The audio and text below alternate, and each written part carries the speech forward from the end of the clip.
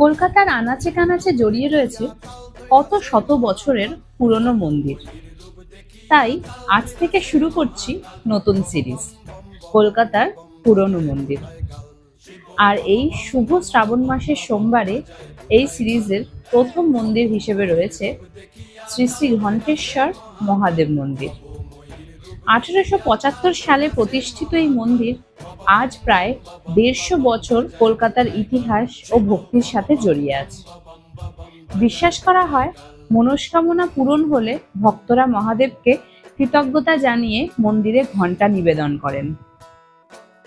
এই মন্দিরে কিছুক্ষণ থাকলেই যেন বাইরের ব্যস্ত কলকাতাটা একটু দূরে সরে যায়, মনটা শান্ত হয়, একটু হালকা আর ভালো লাগার অনুভূতি তৈরি হয়।